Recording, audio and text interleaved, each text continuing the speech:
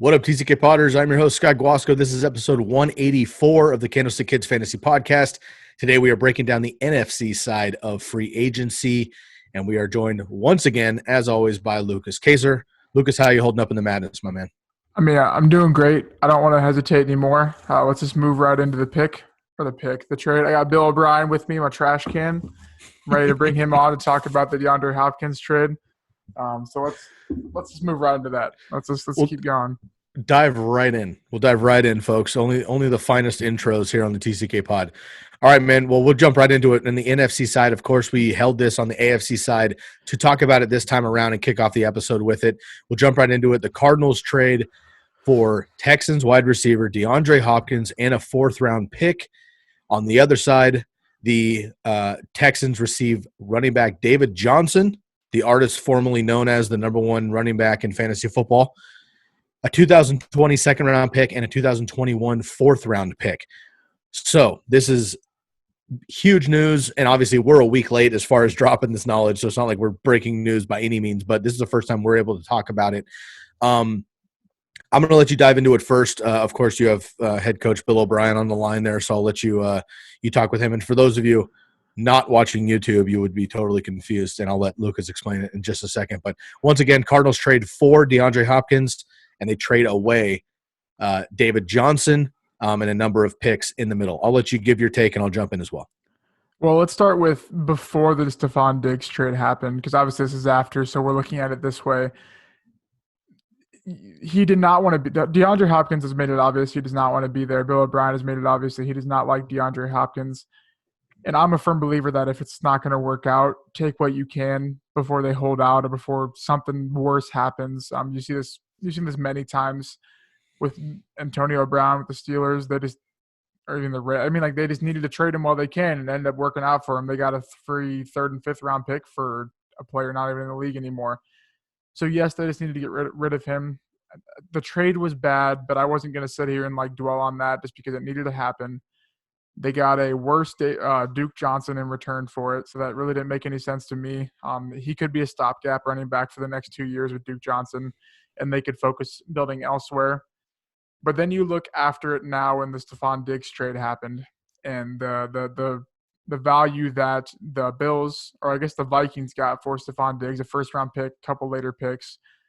Texans did not get that. So that is what makes Bill O'Brien – he looks bad anyways, but that's what really confuses – stumps everyone. How do you not get a first-round pick, even if it's not even number 8? How do you not get a second-round, third-round, second next year?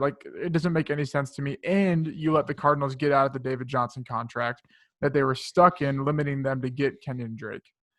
So now it is what it is now. So now we have to move forward and look at the value for both sides. Obviously, Deshaun Watson drops down. We talked about that.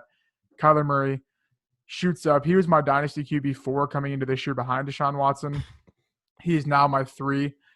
And he honestly might be a 2A with Lamar Jackson, just because Lamar Jackson's passing touchdown rate is going to go down to what Kyler's could go to now. He's still going to be at my 3. Redraft, he's going to be at my 3 because he was sitting around on my 4 or my 5 in redraft. Kenyon Drake, like I said, now is the lone back. He has to be, I think, RB 11, 12 range in redraft. Dynasty, he could easily be there in Dynasty too. He is 26 years old, going to be 27. We saw what he could do last year when he finally got the role of a workhorse on a non-Adam Gase offense. Christian Kirk, he goes down a little bit. I'm not very high on him anyways, just due to inconsistency. You got a couple other lower-end receivers in Andy Isabella, Akeem Butler, that if they come back, that honestly would ultimately help DeAndre Hopkins come back healthy. That would help Hopkins draw some coverage off of him. And then you moved over to the Texans side with now you have a huge question mark at receiver. You don't know who's going to be the wide receiver one. They signed Randall Cobb, who, if you listen to Tuesday, I think he's going to be a good redraft candidate for wide receiver 3 flex player. But is Will Fuller now going to be overdrafted just because the vacated opportunities? Are they going to get Robbie Anderson? AJ Green makes sense. I don't know. There's just a lot of opportunities that comes with this. But ultimately, I think the one big thing you take away from this is Kyler Murray has to jump up. Deshaun Watson has to go down. And I don't want to say Hopkins is going to shoot up because I don't think he is. He's not going to see more opportunities than he saw with the Texans. I mean, it's just he's competing with Larry Fitz, Christian Kirk, Isabella, Kenyon Drake, a team that, I mean, they were very inefficient in the red zone, but now, and it's not, and I guess what I'm trying to say is he's going to a better team, which is good, be more efficient looks, but he has more competition. So now I think he just has to be neutral in his stock, but I think Kyler Murray is what the real talk is with this trade. I totally agree. I think this is a super win for the Cardinals, super loss for the Texans. We had been mentioning that we were bummed about Deshaun Watson and his stock as well. I totally agree there. I mean, you handled the Bill O'Brien thing. I don't need to pile on there necessarily, but it was interesting to see what happened with Stephon Diggs after the fact when the Bills, were able to throw a lot at the Vikings, and the Vikings took it. And honestly, in that trade, both teams won, if you will. Yeah. Diggs was disgruntled. Cousins had an issue with him. The coaching had an issue with him. It wasn't a good fit, and that needed to sever. No problem. You moved the guy on, but you got back what you felt was worth it. Same shit's happening in Houston, but they didn't get back what DeAndre Hopkins is worth. And DeAndre Hopkins, I don't think there's anybody that would disagree that DeAndre Hopkins is worth more in fantasy for sure, but even in the NFL than Stephon Diggs. And the Texans didn't get, half of what the Bills were able to send over to Minnesota. So interesting play there. I really like this, obviously, for DeAndre Hopkins. I think, again, I had mentioned in the last episode with the Diggs trade that I think it's going to be kind of a second half resurgence with him because, and I don't need to repeat myself too much, but in case you haven't listened to Tuesday yet, basically what I said was in the times we're living in with the coronavirus and everything else happening, delaying things at best. Now the NFL is like getting away with this stuff kind of because we're in the part of the season of the NFL where everything's like remote and they can deal without being in person. Every other sport, literally from, peewee football all the way up to the professional realms and every other sport is basically canceled for the foreseeable future. So they're not having a lot of time to get with each other with the free agent moves, with the trades and all these things to immediately fly out and immediately start running routes, start watching tape together, have those conversations. They're probably doing it via Zoom and via phone calls, I'm sure, but they're not doing it in person. And I think not having those personal contacts early for wide receivers and coaches and scheme and quarterback is a big deal. So just like Stephon Diggs in Buffalo, I think it's going to be a slow first half of the season, which happens to wide receivers anyway, but especially this year. And then moving forward in the second half, I think DeAndre Hopkins and Kyler are really going to pick up. And that's when Larry Fitzgerald usually slows down anyway. So I think what's going to happen is Larry Fitz will kind of be that guy-ish in the first half. He'll slow down like he always does. Nuke will pick up from there. And once Nuke and Kyler are on the same page, dude, I honestly think the Cardinals are going to fucking smash. And I think we're still a year away, but I do think the Cardinals – are going to be legit contenders in the NFC West. And I think if not this year, next year, they surpass the Rams for sure. Yeah, and I think another thing with that is I haven't dug like super in depth with it, but we saw last year with Hopkins that he went from that I don't even know what to compare it to. I guess last year he was used more in like the screen game and he was set up for a lot of targets where in the past we saw him run the full route tree. We saw Watson progress through his reads, and I mean Hopkins was still like his number one read, but we saw sort of like they were like force feeding him the ball behind the line of scrimmage. That's not how Kingsbury's offense is going to work. So I'm excited to see if they really let Hopkins go and just bully the cornerback once for the other teams. He gets to go against Jalen Ramsey now 2 more times a year, so that matchup will still be there. So I'm excited to see how that's going to play out because there's no way teams can double cover him. When you got Christian Kirk over the top, Akeem Butler from Iowa State guy is a beast. He just got hurt last year. Isabella is one of the fastest receivers in the league, and you still have Kenyon Drake and Kyler Murray who can take off. So I'm really excited. It's just tough for me because I'm not like, especially for fantasy value, because nothing really jumps off except for Kyler Murray. So I think this is more of just a wait and see how much fun it is to go watch this team play. They should add an offensive tackle at pick 8. That's really the only need they have on offense. And then just continuing to build the defense, which just takes time. We all know that. So, yeah, I'm excited to see how this team progresses throughout the year. I totally agree. And a quick note on Kyler Murray. I mean, everyone's super bullish on him anyway after his, rookie of the year season. But just to throw out some numbers at you, 3,700 yards, 20 touchdowns, 12 interceptions, and 5 300-yard games. I see that touchdown number getting to 25 or 30 at least. Yeah. I don't see him throwing more than 12 interceptions necessarily with the weapons and just the speed of the NFL slowing down a little bit. Also, he had 500 rushing yards last year, which is quite impressive. I could see him getting closer to that 6-750 range. All of a sudden, man, that makes him a top 5 fantasy quarterback easy, let alone a potential, Mahomes-esque or Lamar Jackson-esque second, third year spike in production. So certainly on the table now with Nuke there in Arizona. And again, I'm super stoked on him. Kyler Murray was already kind of climbing into the top 6 quarterbacks for most people in all formats. I think this solidifies him as a top 5, no matter how you slice it. Of course, plus he's got that running ability there. So big move on that side. On the other side, let's just talk David Johnson for 1 second. He's obviously not David Johnson of old. We know that 2016 David Johnson was literally legendary, but he got hurt in a couple different things, and he's just not himself. He got surpassed by Chase Edmonds and then Kenyon Drake in the trade from the Dolphins. The rest is history there. Kenyon Drake crushed the last half of the season. They boot David Johnson, although they do save money for the Cardinals. That was a good move. But for the Texans, man, I don't really understand this one. Carlos Hyde's a free agent also. He hasn't been signed anywhere as of this podcast that I know of, so he might even be coming back. As you mentioned, Duke Johnson is just fine. He's never had the opportunity to be a 3-down guy coming out of Miami when he was with Cleveland. I think he's a great running back, though, in general. I just don't understand. I feel like David Johnson is the running back that Carlos Hyde is and the receiver that Duke Johnson is,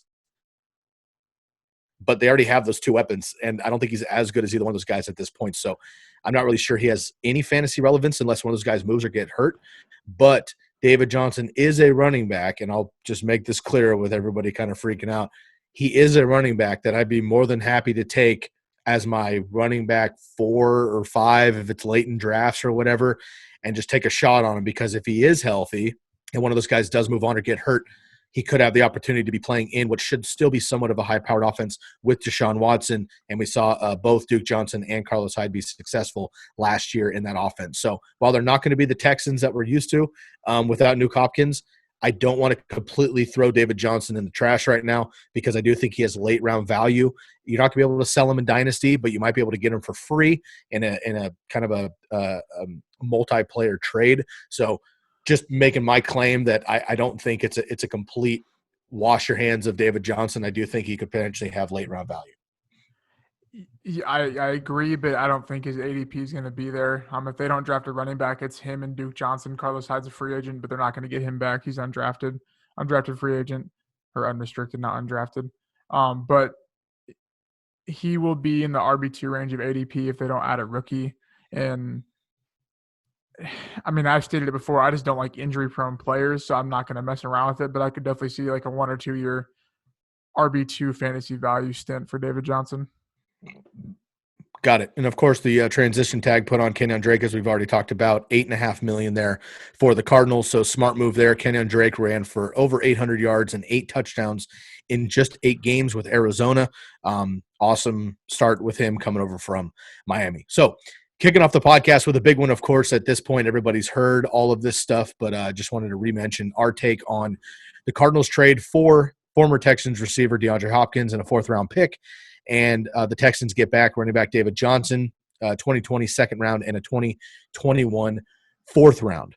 All right, man, let's dive into some less inspiring news. We'll deal with the Bears first, and like we did last episode, we'll just run down chronologically in alphabetical order. So this is not necessarily the importance of things. We just want to get that trade off because we kind of moved it over from last episode. But we'll just run down alphabetically. So if you want to listen to, say, Kirk Cousins and the Vikings late, that we'll cover last, go ahead and fast forward through it. But we're going to cover everybody here in free agency, fantasy relevant for the NFC. Let's go. Bears trade for 4th round. They trade a 4th round pick for Nick Foles from the Jags. They also sign tight end Jimmy Graham for 2 years, $16 million. Interesting. I don't think they needed either one of these. And at the same point, I think it was somewhat unnecessary for them to make both of these moves. We'll get your take here. I've got a whole thing about Nick Foles, but I'm going to try to not be negative. Yeah. Well, I think okay. They played against Jimmy Graham the last 2 years. 4 games. 4 games the last 2 years. You think they would know he sucks. Like I don't. They do need a tight end. I don't think the move is terrible because who else were they going to get if they really think this is the tight end they need? I'm hoping they still draft someone. I think a tight end will ultimately help the offense overall. Not necessarily making Jimmy Graham fantasy relevant, but I think it'll open up more opportunity for Anthony Miller and Allen Robinson and hopefully another rookie they draft maybe. But to me, there's no really fantasy value. It's more of just an overall football move. Nick Foles, I just hope Nick Foles makes Trubisky snap out of whatever happened last year. I think I want him. Trubisky is a good quarterback. He's shown bad stints, but he is capable of being a starting quarterback. We saw he had an MVP season, caliber season 2 years ago. He can run the ball. He can move out of the pocket. He is an accurate thrower. We just saw a dip last year, and we talked about it before. I just think getting a tight end, huge need for them. Adding some quarterback competition, and I guess I'm rooting for Trubisky out of it. It might bring this team back to life a little bit, but ultimately I don't think there's much to it besides maybe quarterback competition battle. That's about it. My write-up on Nick Foles was basically that I don't think there's a more lucky quarterback outside of Sam Bradford as far as getting multiple contracts and staying paid in the NFL with little production. Mm-hmm. Nick Foles, of course, wins the Super Bowl with the Eagles.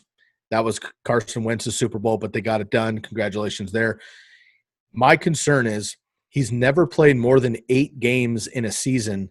Or he's only played 8 games, in a season twice in his career, and he's never played more than 13, and that was way back in 2013. He's yet to throw for 3,000 yards in a season, and he's only passed for more than 13 touchdowns once, also in 2013.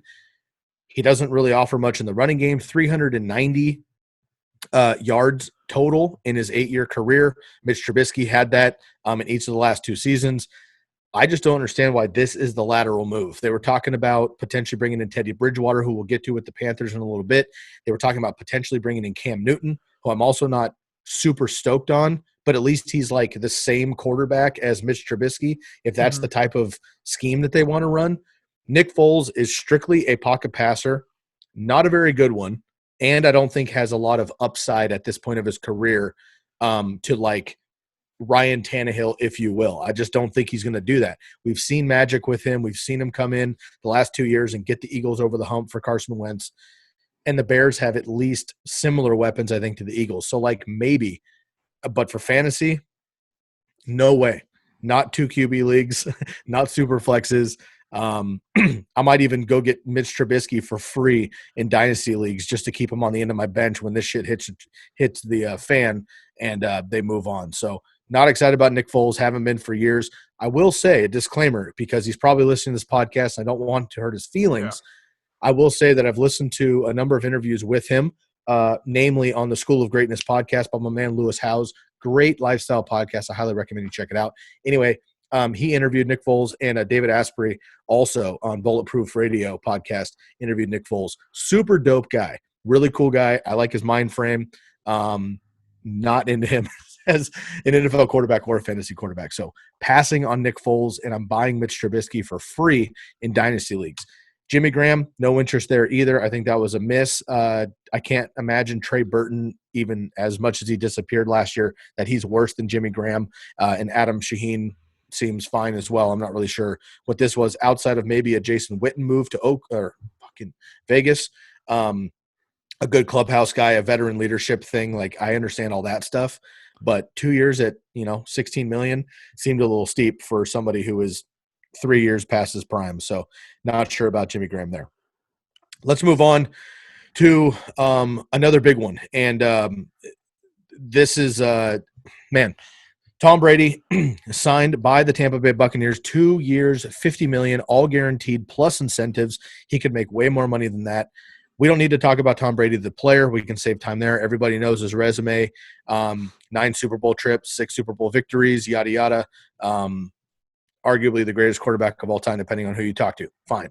Let's talk strictly about the Buccaneers and strictly about fantasy football. Also, per this podcast, Jameis Winston is still on the Buccaneers roster-ish. He is also a free agent. He could move on. He may. There's reports that he'll stay and tutor under Tom Brady. There's other reports that they'll get rid of him.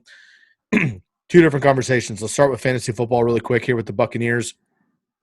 How do you feel about A, Tom Brady? And B, how do you feel about the entire rest of the offense, the running backs, Mike Evans, Chris Godwin, the 2 tight ends? How are we feeling here about the Buccaneers in general? Yeah, I'll start off with my fantasy look on this, and then I got to give a little bit of a rant on the whole overall signing of it. But fantasy value, as much as it sucks, Tom Brady's going to be a top 12 fantasy quarterback. Like he was last year with no weapons. Exactly. I don't know what 11 quarterbacks you can tell me you'd rather draft over. Obviously, Dynasty's different, but redraft, like, I don't know what you can tell me that's going to be different. I mean, Arians took Carson Palmer for 2 years when he was old and put together fantasy relevant seasons. And now he has weapons. He has Kurt Warner Jones, as well. Yeah, Ronald Jones is a competent running back. So is Peyton Barber. They honestly just remind me of Rex Burkhead type running backs. They're going to be okay. They'll probably bring in a guy like Deion Lewis, someone that's played with them before, maybe draft a rookie running back. His worst receiver on the roster in terms of starting receivers is Chris Godwin, right? I mean, like, come on. Like, you don't need much more than that. He's never played with 2 receivers of this level. I mean, like Julian Edelman and Wes Welker, or whatever the case may be, yeah, but they're not as talented as Mike Evans and Chris Godwin. You have Cameron Brate, a good possession tight end, and then now I think he's going to unlock O.J. Howard. He knows what he's doing with tight ends. Arians doesn't. And Arians came clearly right away, right as they signed him. People were asking, like, do you care that your offensive style and his offensive style and the Patriots are completely different? And he was straight up like, no, we're going to mix them together. Like, we're going to make this thing work. So I mean, it's a good signing, but it's also a bad signing. And I'll give my take on that a little bit. The reason I think it's kind of a bad signing is I don't think this team is ready to win quite yet. Their defense is okay. It had good stints last year. Their corners showed a little bit of promise, but how often do a group of rookie cornerbacks stay banded together and produce consistently without veteran status in that secondary? D-line was pretty solid. Their edge rusher, Shaquille Barrett, had a really good year. Will he sustain that same quality of a year under a franchise tag? Will he be mad that he didn't get extended? O-line is solid except for the right tackle, which I think they're going to address come draft day.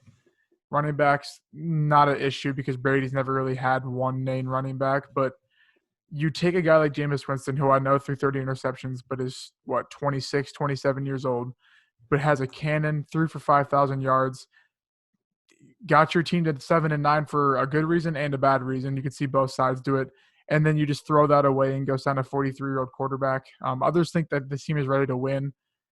I'm not going to change my thought process on that. Maybe if they go sign like a ton of veteran defensive pieces, yeah, maybe. But I just think that it was a dumb overall football move. Arians is, I think, just wanted to do it to maybe go out on top or maybe just make a splash right away. But I don't know. Fantasy, lots of implications. And I'm on I think the opposite side of this trade in terms of just overall football outlook on it.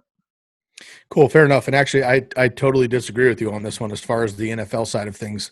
I just don't think Jameis is that good. I understand the talent and his ability to throw the ball down the field, but I wasn't super impressed with him at Florida State. I watched him very closely with the Ducks playing against them, and then he and Mariota were neck and neck for the Heisman Trophy that particular year, 2015. So I was really in on Jameis Winston, and it didn't make sense at all to me that he was picked number 1 over Marcus Mariota, but that's history. I think the biggest thing though for the Buccaneers is that he's thrown at least 14 interceptions in 4 of his 5 seasons. Of course, 30 last year, which is absolutely horrendous. And Tom Brady's only done that twice in his career, and I just think that it's something where protecting the ball for a team like Tampa Bay is so mandatory. And they lost so many games last year that were within one or two possessions. And think about, Mike Evans obviously got hurt and Chris Godwin did down the stretch, but they're both still tight or wide receiver ones in the season. If they had 10 more, possessions that didn't have interceptions, let's split those touchdowns, and maybe you get 3 or 4 each, on top of that. I just think the potential with Tom Brady being smart, like being a cerebral quarterback over the talent, I think is going to even out. I really do, because all those possessions that Jameis threw away, Tom just isn't going to. That's more opportunity for fantasy football. It's more opportunity for all the weapons. That also means more wins, and I think that that's just a bigger morale booster there for the team in general. That being said, for fantasy, Tom Brady will be a top 12, maybe even a top 10. I brought up the current ADP as you were talking here, and I want to talk through this with you really quick here. So and we don't have rankings. We have made it very clear on this podcast, we are not going to release our first set of rankings until after the NFL draft, which is obviously coming up at the end of April. So we still have a month, but of course we're tooling them and we have them working in back, behind the scenes. But let's run through this really quick here for sake of the podcast. So this is the current ADP with free agency kind of starting to kick in. So some of these are obviously going to move. But here's the top, let's say 15 quarterbacks, and let's see where we would slot Tom Brady right now.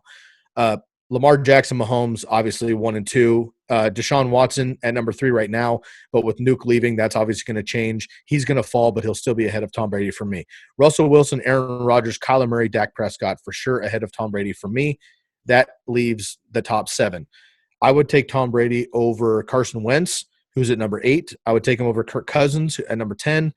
I would take him over Baker Mayfield at number 11. I'll put Josh Allen ahead of him, and I might even put Matt Ryan ahead of him potentially. So that puts Tom Brady at about 10, 11, 12.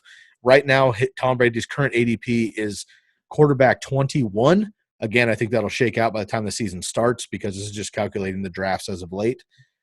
Anyway, I think that Tom Brady could be – he's still going to be throwing for 300 yards a game in the system. He's going to throw 3 or 4 touchdowns a week probably, and he's going to help out these wide receivers tremendously. Maybe not as many fireworks per se, but I think it's a good move for the Buccaneers, who are in win now mode.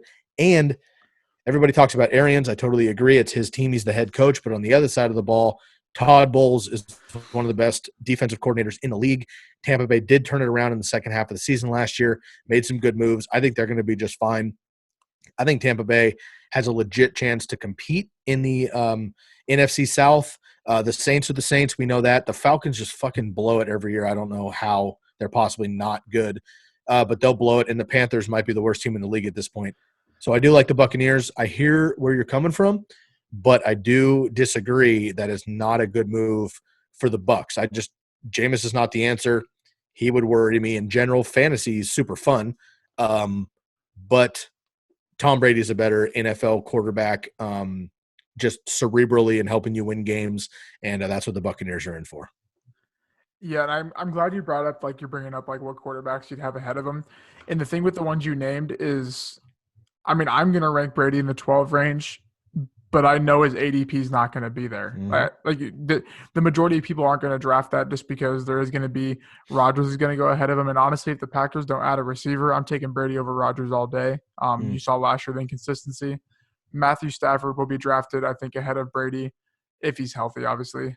Josh Allen will be. You mentioned Matt Ryan. I think he will be with the O-line coming back now, Gurley. So I think what we're trying to say is Brady is like, I mean, we're not going to take the 21 because that's outrageous. He's not going to be QB 21 come draft time, but he's going to be a good value come drafts.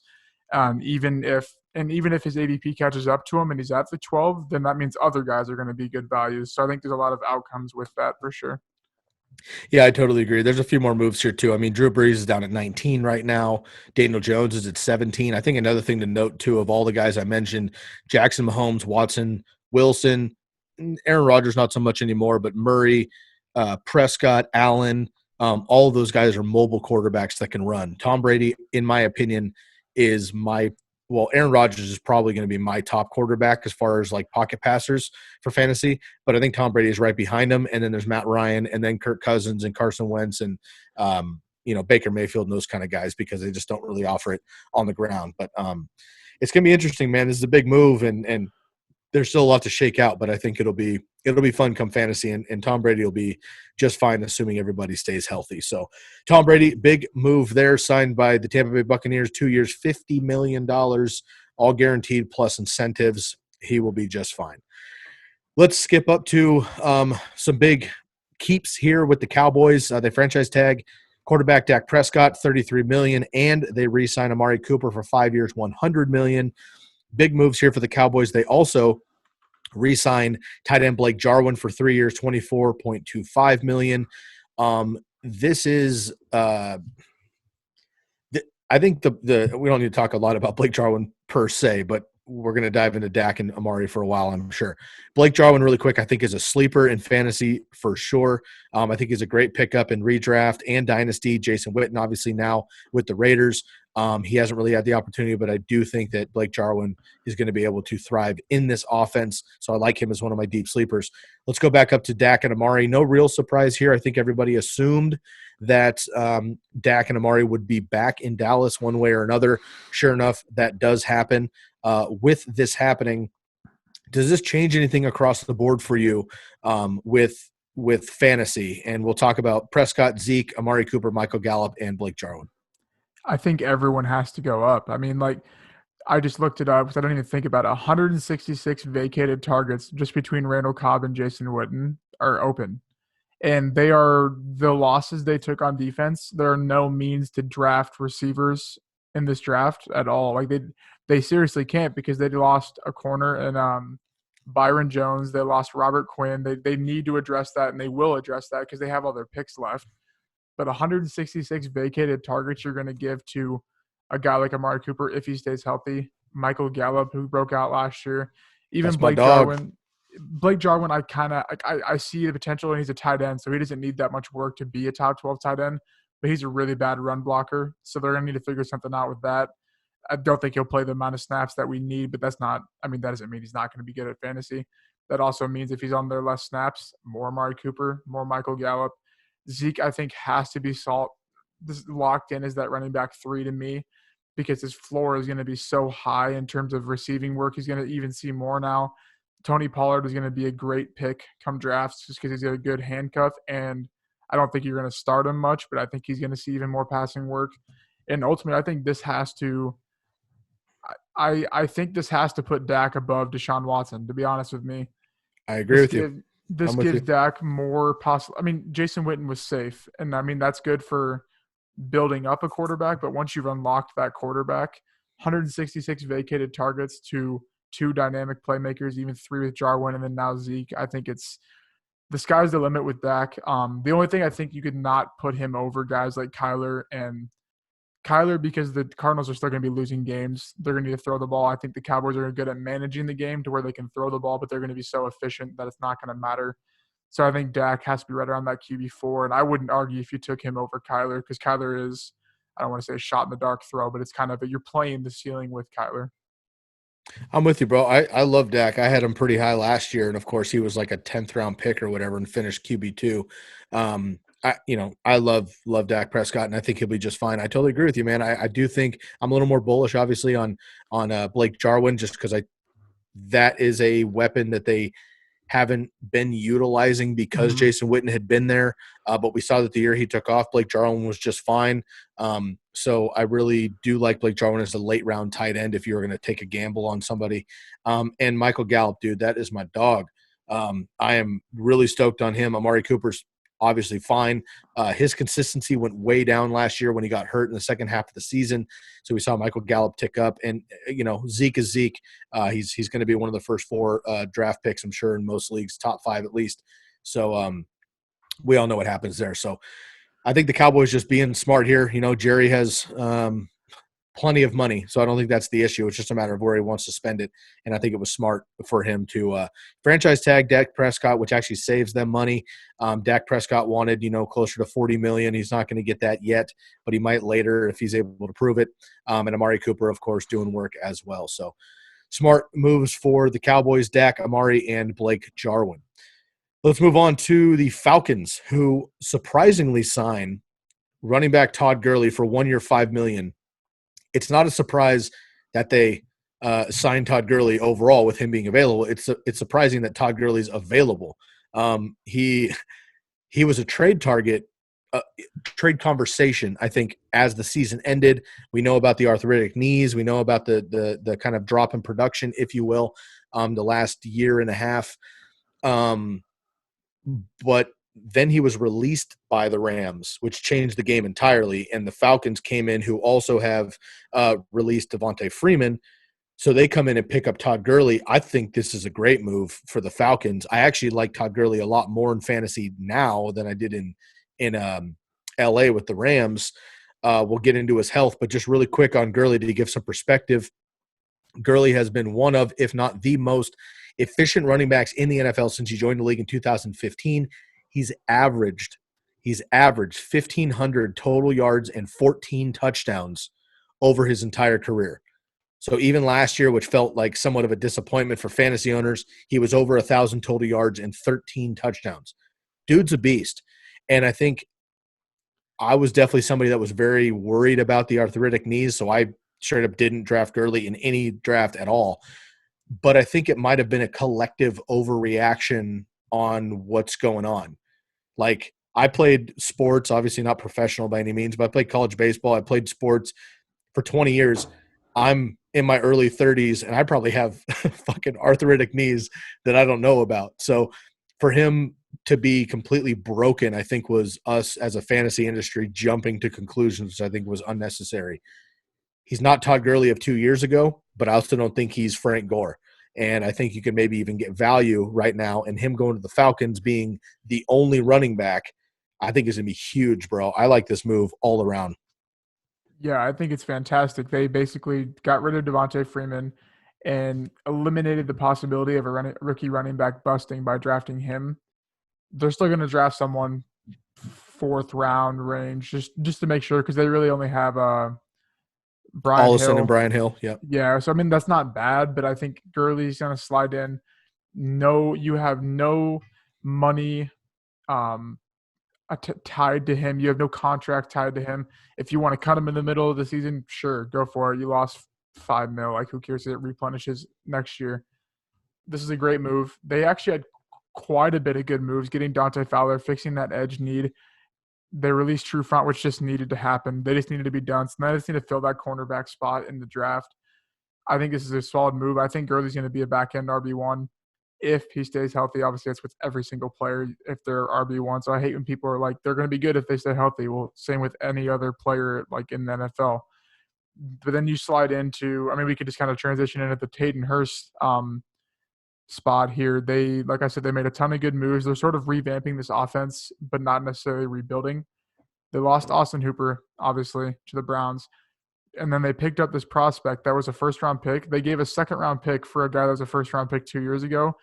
Basically just redrafted him for less value, who I think can easily be the next Austin Hooper. I honestly think he's more athletic than Austin Hooper is. He tested through the roof at the combine, former baseball player.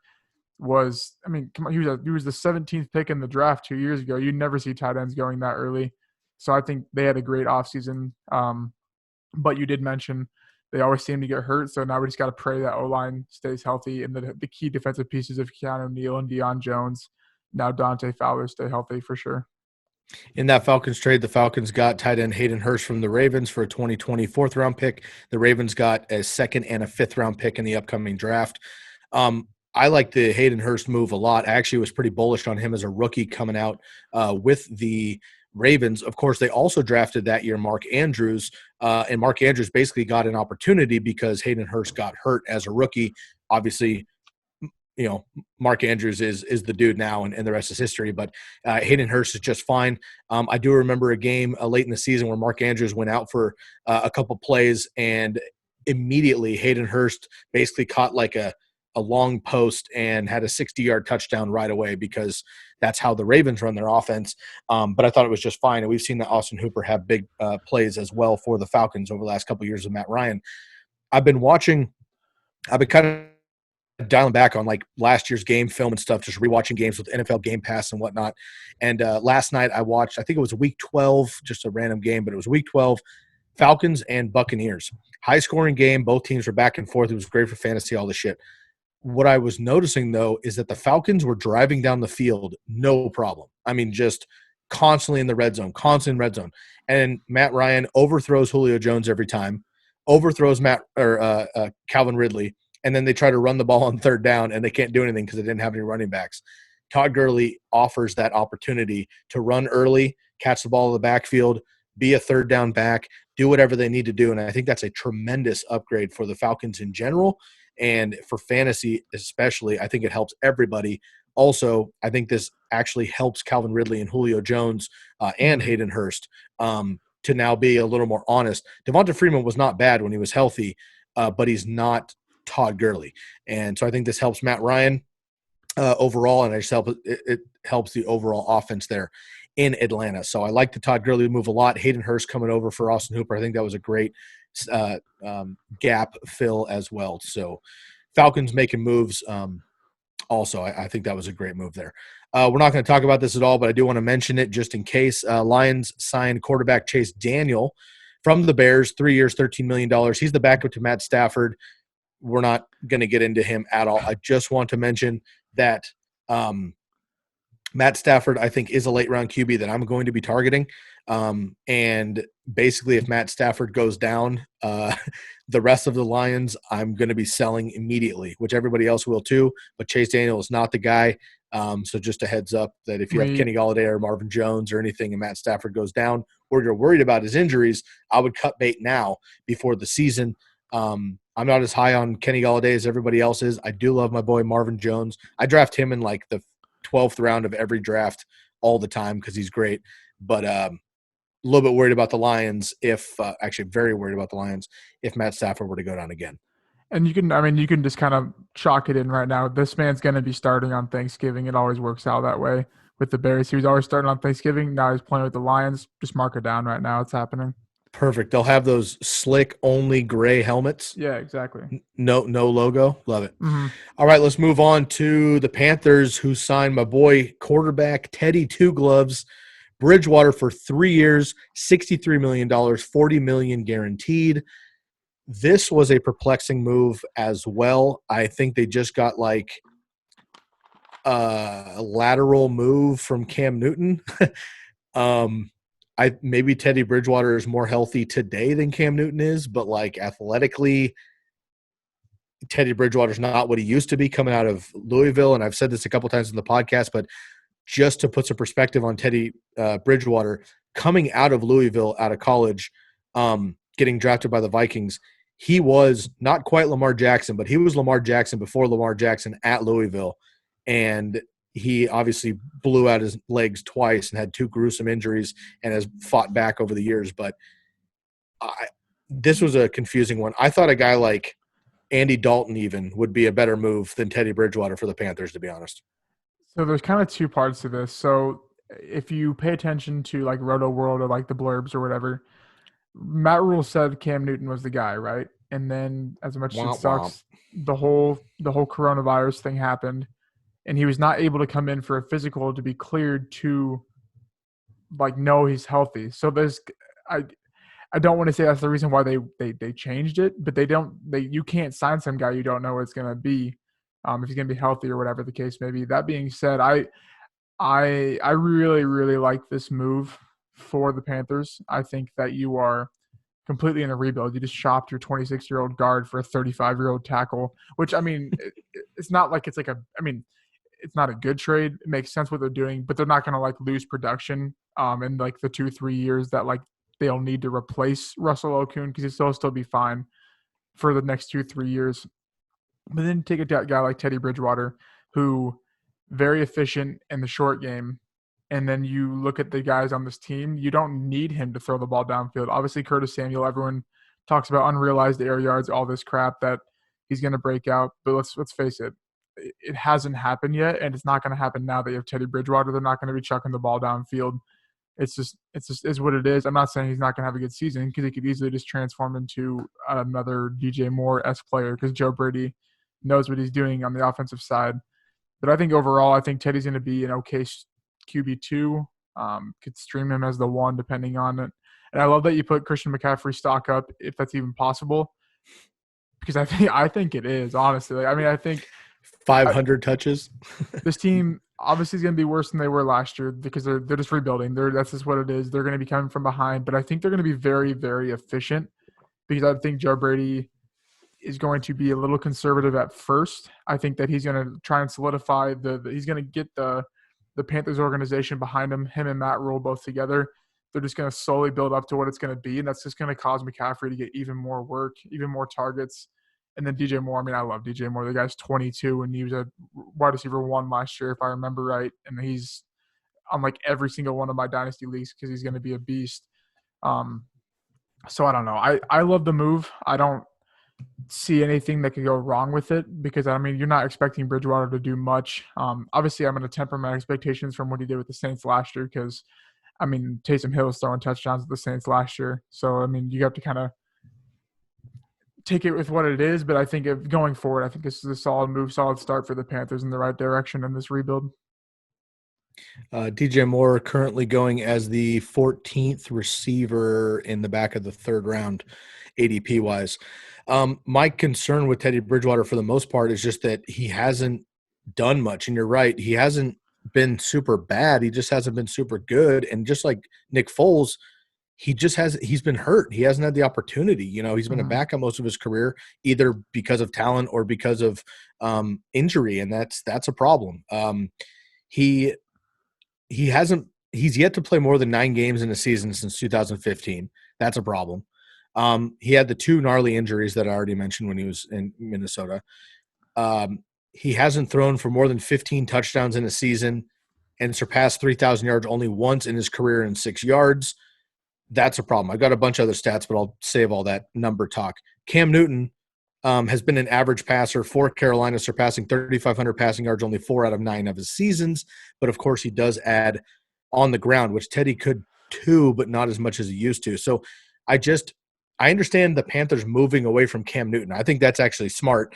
And last year when Daniel and I did our bold predictions, crazy calls episodes that you've heard on the last couple of podcasts, us recapping those, one of my bold prediction crazy calls was that Cam Newton was going to be surpassed either via talent or injury by Will Grier for the Panthers. Obviously, it was Kyle Allen instead, but nonetheless, I was kind of right.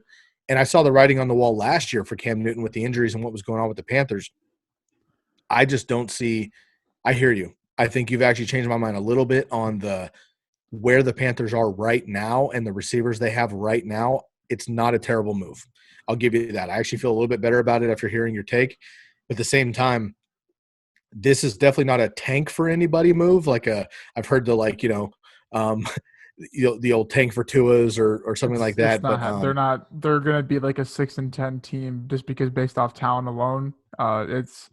They didn't give the guy $40 million guaranteed to tank for Trevor Lawrence. Like it's not what it is. It's not.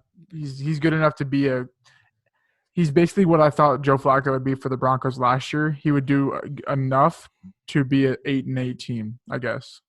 Now, of course, Teddy Bridgewater was 3-0 for the Saints when he filled in for Drew Brees, so he was just fine. I don't want to hate on Teddy. I actually like Teddy as a player. I just was a little confused on how this move transpired. And as of this podcast, Cam Newton's without a job. So I think that's like the more surprising part. Not that I think he's deserving of a job right now. I just don't think he's that good of a quarterback anymore. But he's Cam Newton on paper, and I'm surprised that he's not picked up yet. So we'll see what happens there. So Teddy Bridgewater getting signed by the Panthers, 3 years, $63 million, $40 million guaranteed. Teddy getting paid. You like to see that. Let's talk about better quarterbacks. Drew Brees re-signs with the Saints. No real surprise here. 2 years, $50 million. Drew Brees, currently the quarterback 21. We just talked about him and Tom Brady and the value. All about Drew Brees. Obviously, he gets back Michael Thomas. He gets back Alvin Kamara. And they bring in your boy E. Sanders from the 49ers to 2 years, $16 million. We'll jump into him as well. So the Saints reloading to try again, 4th time's a charm maybe, to get through the playoffs and get a chance at the Super Bowl here for Drew Brees. We'll see what happens. no brainer here for the Saints. I've got all sorts of stats, but you can catch those on our website article or the Instagram where I post all these things here for Drew Brees. Everybody knows he's one of the best of all time.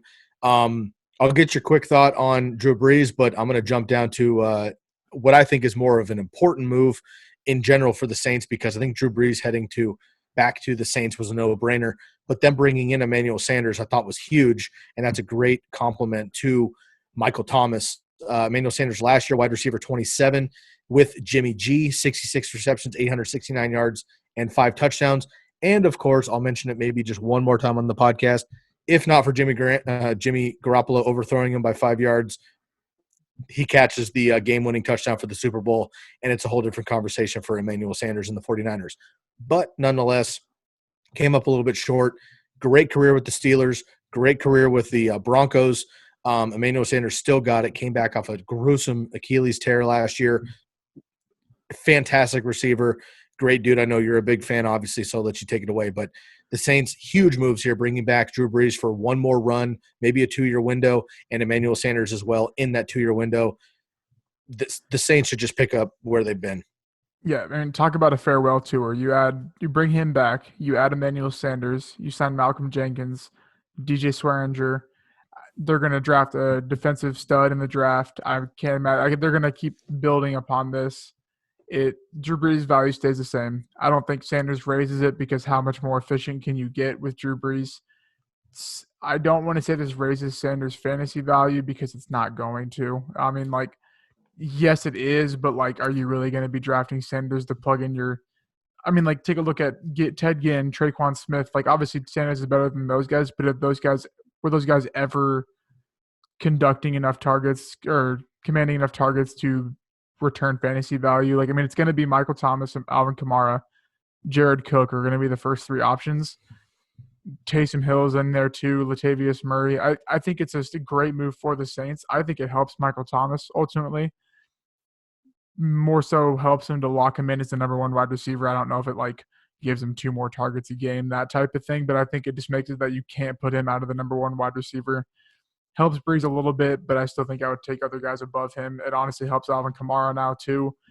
It just kind of just boosts the Saints in a way, and I think this team is – I mean, we made predictions before the YouTube started back on the podcast about who we think potentially next year could be the Super Bowl contenders, and I said if Brees is back, it's got to be the Saints. Of course. They were a terrible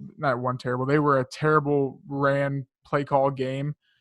Easily could have won the championship. I'm not going to take anything away from your Niners, but I think adding guys like Sanders, Malcolm Jenkins, Swearinger, they're my pick for the Super Bowl for sure. Yeah, I dig it. I totally agree, man. Of course, I'm Niner biased, but the Niners weren't even supposed to be there last year, so we got kind of ahead of the schedule, I think. But dude, I've always been a Saints fan, man. I've always been a Drew Brees fan. I love Alvin Kamara, love Michael Thomas. Outside of the Niners, I root for the Saints for sure in the NFC. So I'm all about that. Currently, this is going to change for sure as this knowledge basically dropped in the last couple of days. ADPs will shake out by August, but currently Emmanuel Sanders is going as the 56th wide receiver off the board in the 11th round. He's going around, let's see, James Washington, Anthony Miller, Tyrell Williams, Preston Williams, Deontay, don't call me Thompson Johnson, Andy Isabella, Jamison Crowder, no way. Emmanuel Sanders is going to be probably a 7th, 8th round pick when it's all shakes out, because he's on the Saints, because he's got Drew Brees. And I think it's going to increase his availability. Like, it'll increase his opportunities with this offense because I just think are more efficient. Maybe not more efficient. They're as efficient as the 49ers, but Drew Brees is just next level, man. And I think that the Niners are run first, to say the least. And I just, he's going to have, I would say, more than 66 receptions, potentially 1,000 yards in that offense. And I could see him getting 6 to 8 touchdowns in that offense as well. All those numbers are better than he had in San Francisco. And that was wide receiver 27. So for him to be a wide receiver 2 in this offense, I think is pretty likely. And to get him in the 7th or 8th round, potentially even the 6th, when the ADP shakes out, I think it's a possibility. So I'm all in on the Saints once again for sure. Yeah, I mean, talk about a game plan that you have to make against the team. You got Michael Thomas just tearing it up. Nasty. Jared Cook over the middle, who I think is one of the best playmaking tight ends, one of the best tight ends in space. I agree. Emmanuel Sanders over the top. Alvin Kamara making plays. Latavius Murray, the running back, that's like, I don't even know how tall he is, probably 6'4", like 240, just running you over. And then Drew Brees on top of all that. And then now Taysom Hill is going to be back there. I don't want this to happen again where they get to the playoffs and then something happens and they don't win because it's too good to be true, I think. But, I mean, Emmanuel Sanders, if you're listening, you still haven't responded to my Niners tweets, and I'll take a Saints jersey too. It's Come on, dog. Me, but I swapped it around, so it's right above me now. East Sanders, throw us a bone, bro. Come on.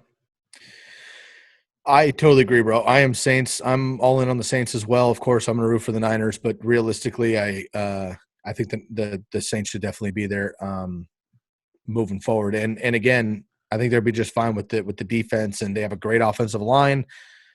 It just doesn't make sense how the Saints aren't perennially in the Super Bowl. They should be the NFC Patriots. It doesn't make sense. But either way, big moves for the Saints, bringing back Drew Brees, of course, 2 years, $50 million.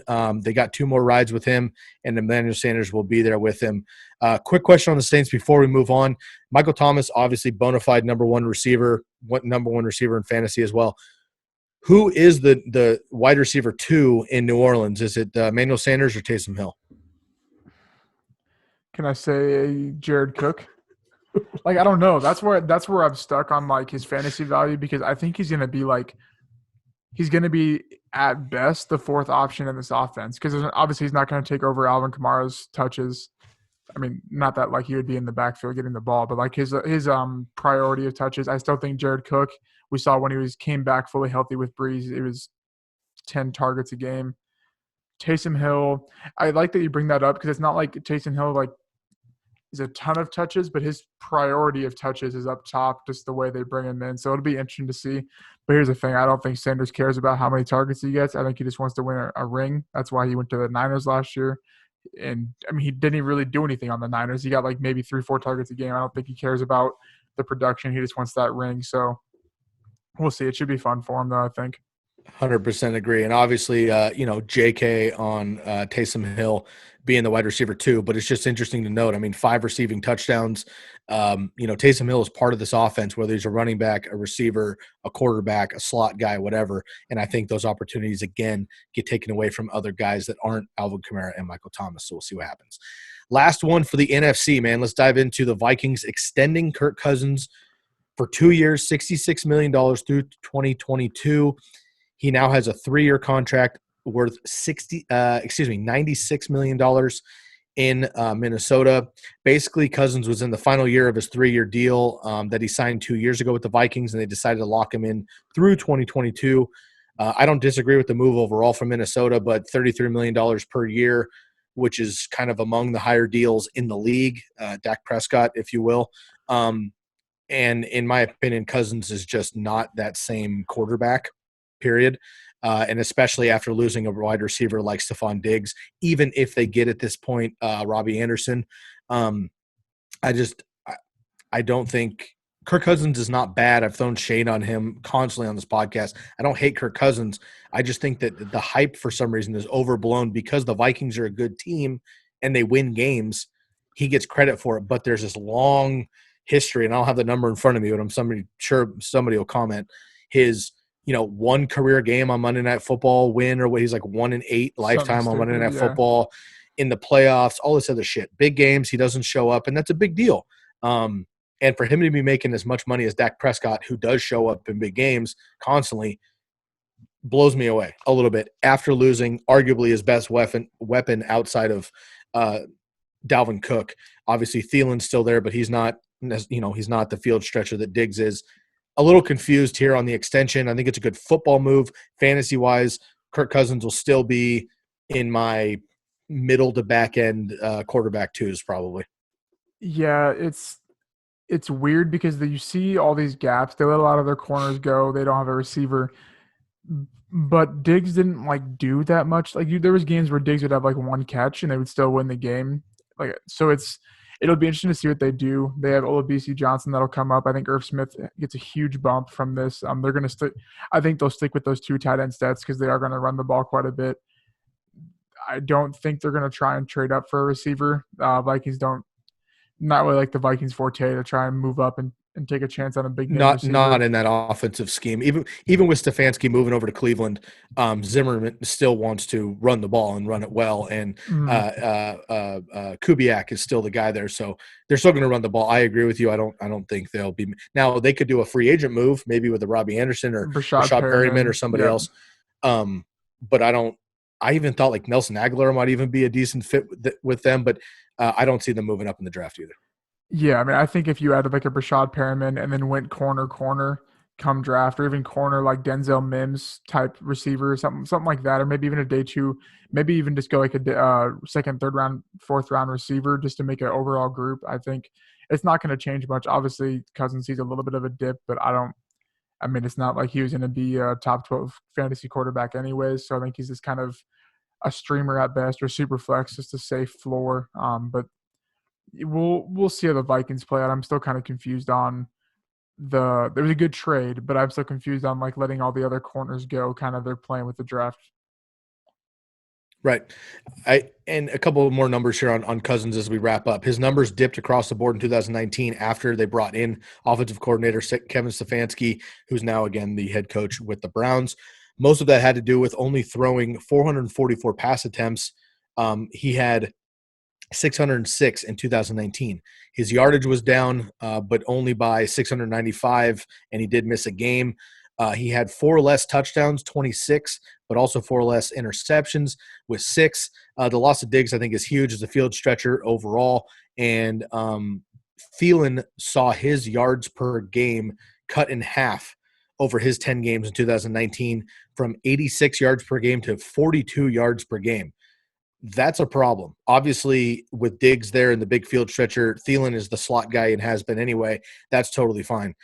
But if Thielen is the main dog and he's running the over the middle routes, and now Thielen, I think, is still a great receiver in the league.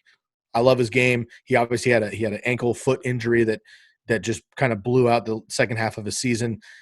I'm not hating on Thielen in general. I think he's a great receiver. But if he's the guy, they don't have somebody else there. Although BC Johnson definitely stepped up last year.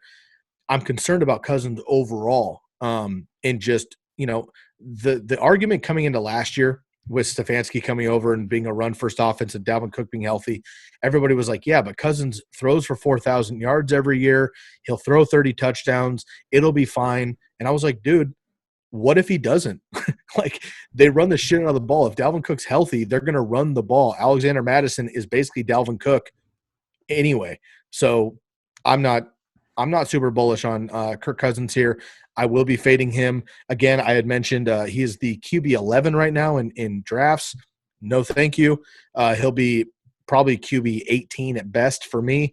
Adam Thielen, quick stock check on those guys. Adam Thielen right now, excuse me, sorry. Double checking here. I just had it up.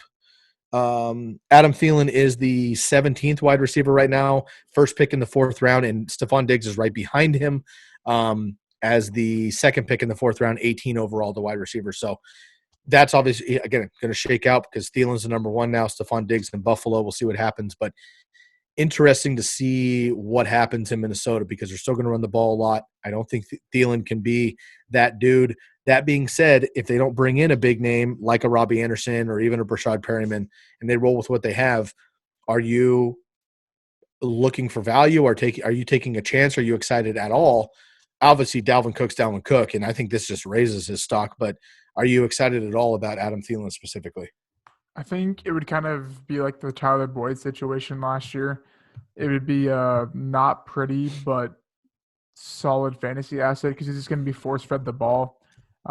His yards per catch, his A dot would not be that great just because they wouldn't be able to get, you know what I'm saying? They'd have to find ways to get in the ball efficiently and where it makes sense, where rather than him, and he plays out of the slot too, which helps. It's not like he's left out on the outside. So I think it'd be okay, and I think he's going to kind of fall down in drafts a little bit just due to age and injury concerns.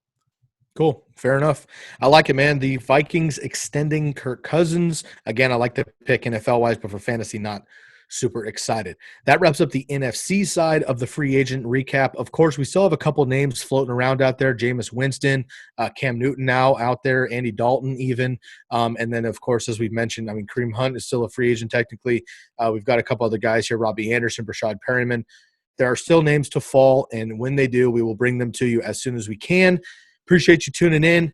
Please subscribe to the YouTube channel right here. Leave a comment on your best and worst NFC recaps, your best moves here for us. Make sure you leave a rate and review on the podcast wherever you're listening. Follow us on social media, of course, YouTube, but you can also get us on Instagram at fantasyfootball_TCK pod, on Twitter at TCK_pod, our Facebook group at the Candlestick Kids Fantasy Podcast, and you can also check out all of our articles. You hear a lot from Lukas and I, but we have an awesome team that we've started to build here. Lukas, actually, I'm going to give you the floor here real quick to give those guys a quick shout out, just because of all the work that you've been doing with them behind the scenes for the upcoming, draft guide that we are not giving information about, but that we will be having later on. All of the articles these guys put a ton of energy and effort into. I want you to give them a quick shout out, but you can find all of that work, a lot of hours, a lot of statistical breakdowns, a lot of graphs, everything that you're going to need for your upcoming season is available on tckpod.com. Again, tckpod.com is our website. Check it out. Lukas, please give a shout out to the rest of our team. Yeah, man. So we got Tyler Moss. I'll put all the descriptions down in the description, or link the About Us page or something like that.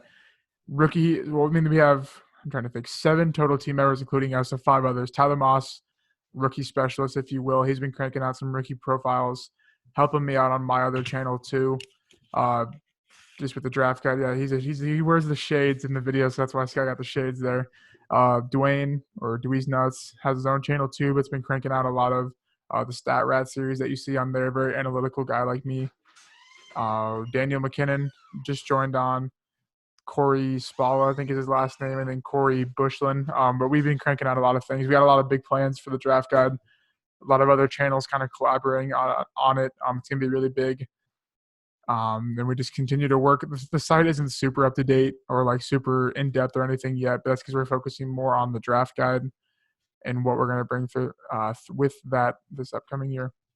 Super pumped on the opportunities we have on the website. Big shouts out to our team. Everybody's putting in a ton of energy and effort, and we appreciate everybody here as the Candlestick Kids Fantasy Podcast progresses through free agency, heading into the draft season, and then we will, of course, get done after the NFL draft through the summer. Hopefully we get back to normal times here, man. Per usual, I want to wish everybody the best during these uncertain times. Make sure you're eating healthy. Make sure you're getting rest. Make sure you're respecting yourself, staying at home if you possibly can, washing your hands, and being safe and healthy to yourself and others. People are taking this more serious than others or whatever. It doesn't matter. The reality is it can be very trying for certain folks. So be respectful to yourself and other people. We wish you the best here from the TCK Pod crew to you and yours, and we'll catch you next time on the Candlestick Kids Fantasy Podcast. For Lukas Kaser, I'm Sky Guasco, and we are out of here.